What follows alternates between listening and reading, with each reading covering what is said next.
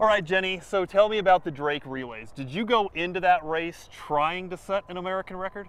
The Drake Relays was a really different kind of race because I did say from the onset, all right, the record's there, we're going for it. The meet was amazing because they let me bring a pacemaker, Right. I had a teammate helping, so the whole thing was really set up for the record. I was going to ask you, how much did having Shalala, a former teammate, a former buff, someone you know very well, as a pacemaker? It's huge because not only do you get like the pacemaking help, which is obviously a wonderful advantage, but I have the peace of mind that knowing that she knows what she's doing, she's going to do a good job, she's on my side, Right. and so it really helped in a big way. And then when we got there, it ended up being a pretty windy day, so it was an important thing to have her there. Could you tell when you got to the track, warming up, that you had what it took? I mean, I know golfers sometimes say I had a great practice routine, but then they fall apart on the course.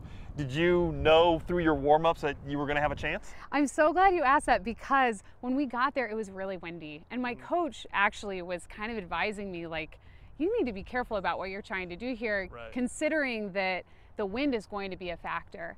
And my reaction, I just knew I was fit. I knew I was ready for it. And that's really the fun part of being an athlete, Right. is those days where you say, I don't think there's anything that can get in my way today. And that's really how I felt. So Shalaya was on the same page with me. She was a great help. And there was never a doubt in my mind that we were going to go for it. Was there a point in the race when you saw a clock somewhere or whatever and you thought, this might happen? I was looking at the clock every 200 meters. I was making sure at every stop that I had an opportunity. We also had a really special person reading splits. Obviously my coach was there, but right at the start line was Amy Rudolph. She's the coach at Drake, but she was the former record holder of this Okay. 2-mile event. So it was really special having her there, thinking, you know, she knows what it takes to run this time, and she's helping me do it, and she was really thrilled when I got the record.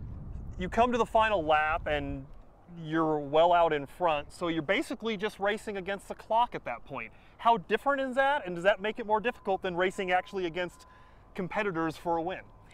It's like they say, it's a totally different ball game. It's a totally different race. Right. When you're racing against bodies, you can kind of get this information of like how you feel versus how they sound, and there's this real competitive element of like, all I have to do is be past this woman by the end. You know, there's a finish line, here are my competitors, and it's you're really in the moment. The clock is really different because the clock doesn't wait for anyone, you know, and there's no judging anything Right. from the clock. It's just going to keep clicking away, and it's really all about you. So it's a different kind of effort, and it's hard to gauge sometimes. And so I ran as hard as I could that last 400 meters because I really wanted to get it. Your face when you finished was just pure elation. How'd you feel when you knew you broke the record? I pride myself on not often celebrating at the end of races until I'm past the finish line because there's so much at stake, and you don't want someone to clip you right at the end, and you don't want to, you know, kind of do something foolish. This was a moment I really kind of allowed myself, you know, I saw the seconds ticking by. I knew I was within the pace I would need. So coming down the home stretch, I didn't look until I was nearly to the finish, but I did celebrate. It just felt amazing. It felt amazing, especially because with the wind and the elements, there was a little bit of doubt on whether I could do it. And so pulling it off, it's just everything you work for. So I saw that you set that record, and I immediately thought, man, I've been interviewing Jenny for years now, and I don't want to call you old because I'm 49. Yeah, but you're a thanks. veteran of this sport. True. And you're still setting records. Is that rare? Where are you at in your career, I guess, right now? So I think for as long as my career has been, that is somewhat unusual for our sport. I'm over 30. I'm Right. still running lifetime bests at over 30. That's a little unusual. But you know, I have this incredible advantage of wellness is just a thing, you know, that the country is starting to really tune into. Medical science every year is getting further and further down the road, helping us figure out not just how to train, but also how to recover. So I'm benefiting from that stuff. But I also think my spirit in this sport is just young, and I think it helps being here at the University of Colorado. I'm around a lot of the young students. I see their ambition and their drive, and I like showing off for them. So it helps. It helps. So would you say that being back in Boulder, being with your college coaches, still being associated with the University of Colorado, does that stir your running soul? Oh, it does. You know, with this career, I get to travel the world. Right. And my husband and I say this a lot. When we crest that hill coming home over 36 and we descend down into the valley of Boulder Valley, we wouldn't want to live anywhere else. We just love living here. The running, the culture, the outdoor, the expectation that you're going to be, you know, living a healthy lifestyle here. It's just a really wonderful place to live, and it's a really wonderful place for people to really cheer on women with huge ambitions. Right. So What do you think your best asset is as a competitor? that is a tough question. I have my own idea, but I'm going to let you answer first. Thanks. Okay. I think it's my singular focus. Okay. I think there's the opportunity to have distractions. You know, I don't remember who said it, but I love this quote that the most important thing in life is to distinguish the difference between opportunities and temptations.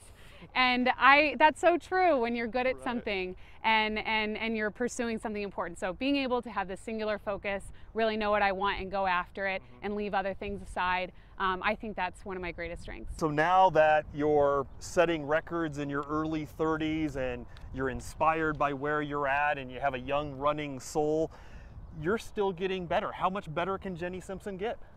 Oh, I'm going to try to keep improving until I hang up the spikes.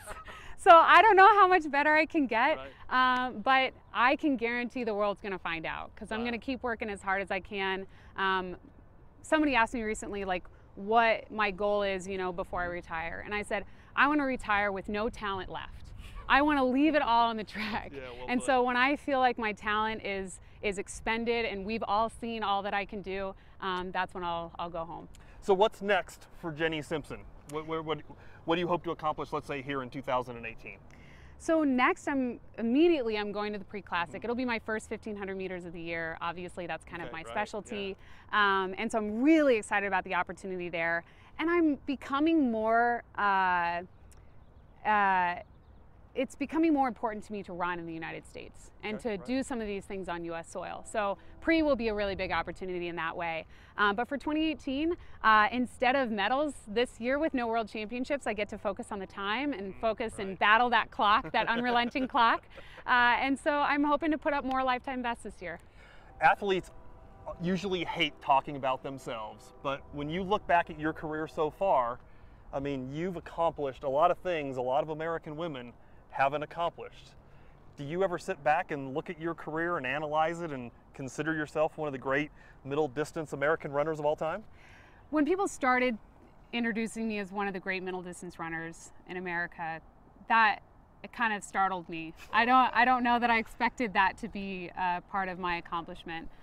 But every single time, and maybe this is why racing in the US has become more significant to me, every single time I look at a young girl that is in the stands and aspiring to do what I do, I really do see myself, and I think every time I achieve something implausible and ambitious, it makes it easier for her to do it.